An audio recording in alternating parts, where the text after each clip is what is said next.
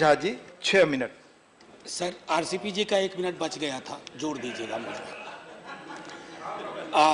Thank you honourable deputy chairman sir. I rise today to support the resolution extension of proclamation of Honorable President under 356, as also to support the bill for reservation. But having said that, sir, there are moments in history, a juncture, when between eyes and nose, you need to tell certain things. Sir आज मैं थोड़ी पीड़ा के साथ कुछ काम के लिए आया हूं। 5 वर्ष से मैं लगातार गवाह हूं कि जवाहरलाल जी तमाम चीजों के लिए गुनहगार हैं। A, B, C, गनीमत है कि जल संकट के लिए या बिहार में चमकी बुखार की मौत में जवाहरलाल जी का नाम नहीं आ रहा है। सर जवाहरलाल जी अब खुद नहीं आएंगे अपनी वकालत करने। मैं सिर्फ इतनी दरखास्त करता हूं सदन के माध्यम से कि शांतिवन में जो अस्थि के अवशेष पड़े हों उनको लाइए, मुकदमा करिए, ताकि जवाहरलाल जी की ओर से लोग जिरह करना चाहते हैं वो करेंगे, जो उनके खिलाफ जिरह करना चाहते हैं वो करें। जवाहरलाल जी कांग्रेस के नहीं थे। बड़ा मुगालता है सर आप लोगों को। 2014 में आपने कांग्रेस और विपक्ष को हराया, 19 में आपने कांग्रेस और विपक्ष को हराया। इस अफसाने में पंडित जवाहरलाल नेहरू कहां से आ जाते हैं? बात बात पे नेहरू जी। इसलिए मैं कहूंगा, माननीय गृह मंत्री जी यहां हैं, परिस्थिति जन्य उन्होंने शब्द का इस्तेमाल किया, परिस्थिति जन्य। लेकिन परिस्थितियों का जन्म कैसे हुआ?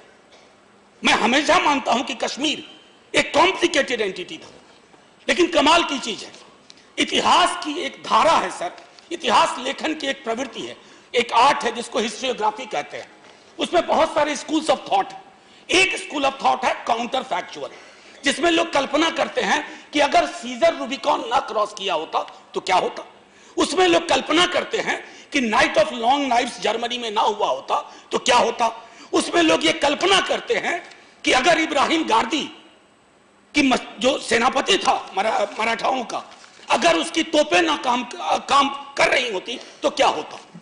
सर ये हिस्टोरियन को अच्छा लगता है, लेकिन पॉलिटिशियन अगर ये काम ले ले कि कल्पना करने लगे, कमाल की बात हो रही है सर। बहुत दुख के साथ कहता हूं, मैं कागज नहीं देखना तो मुझे कुछ चीजें आज सुबह से मैं सोच रहा था।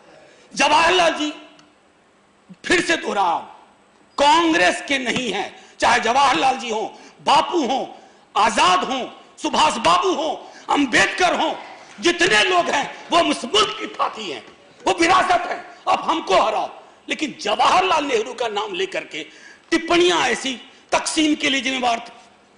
आपके ठीक पीछे माननीय गृह मंत्री जी एमजे अकबर साहब थे, Nehru and the making of India.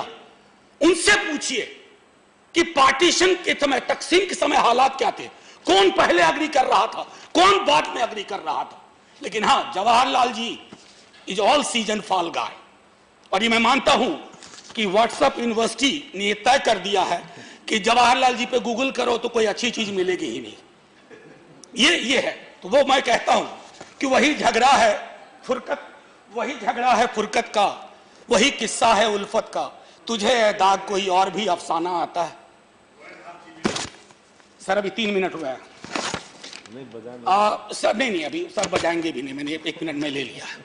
Sir अक्सर इन दिनों चर्चा हुई कश्मीर को लेकर के, हम सबको संजीदगी से सोचना होगा। मैंने इसी सदन में माननीय गृह मंत्री तभी राजनाथ सिंह जी थे, मैंने कहा सर ये तय करिए whether you want territory only or people. If you want people in the territory, your policy shift has to take place. Your paradigm shift has to take place. What we are doing in last couple of months, that entire focus is on territory. Kashmir की जगह लेकर के सिर्फ क्या करेंगे अगर जिंदा इंसान हमारे पास ना हो, जिंदा कौमें ना हो। मैं समझ रहा हूं कि सर एक थोड़ा विषयांतर हो जाएगा, चूंकि विषय भी ऐसा है। प्यारेलाल जी ने एक किताब लिखी, लास्ट फेज ऑफ महात्मा। मैं तमाम अपने भाजपा के साथियों से आग्रह, चुनाव हो चुके, आप चुनाव खत्म, 5 साल आप हैं। उन्होंने लिखा कि 16 जनवरी 48 को सरदार पटेल जा रहे थे काठियावाड़। सर उस तमाम दलों में, आज भी हम दलों में जो नेता लोग हैं आपस में मतभेद होता है सर, वैचारिक मतभेद होता है।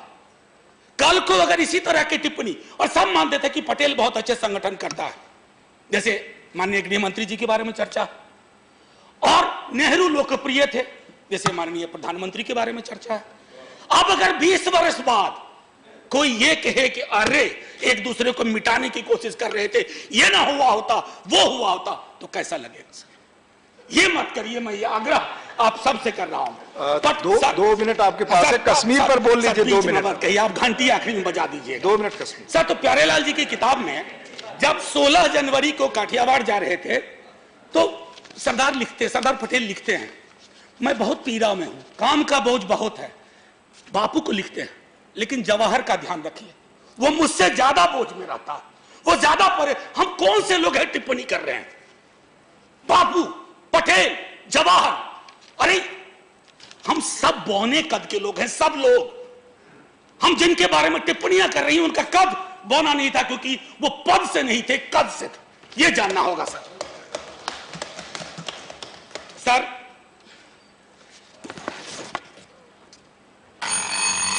एक मिनट बस, एक मिनट से ज्यादा लूंगा ही नहीं सर। मैं आप सब स्किप कर रहा हूं, सब स्किप करते हुए सर नवंबर 48 में, यानी कि 10 महीने बापू की मौत के बाद सरदार पटेल लिखते हैं और वो कहते हैं कि बापू ने जवाहर को चुना। आज मुझे लगता है कि बापू का चयन सही था। एक महाराष्ट्र में मीटिंग में दोनों जाते हैं, 30 लाख लोग थे सर। सर एक आखिरी करने दीजिए सर, बस जल्द करने मुझे आगे बढ़ना। 30 लाख लोग थे, सब ने कहा, तुरंत पटेल ने कहा, सरदार पटेल ने, कि लोग मुझे नहीं जवाहर को, और आखिरी टिप्पणी बस करके खत्म कर रहा हूं। अंतिम लाइन कश्मीर पर बोल दीजिए। अंतिम लाइन कश्मीर पे।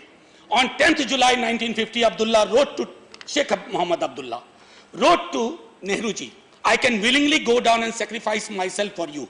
I have several times stated that we acceded to India because we saw there 2 bright stars of hope and aspiration. One you, that is Nehru ji, and one is Gandhi. Sir, let's not forget history. Let's not recreate and rewrite history. Swapan Das Gupta ji, you have 4 minutes, sir. 4 minutes.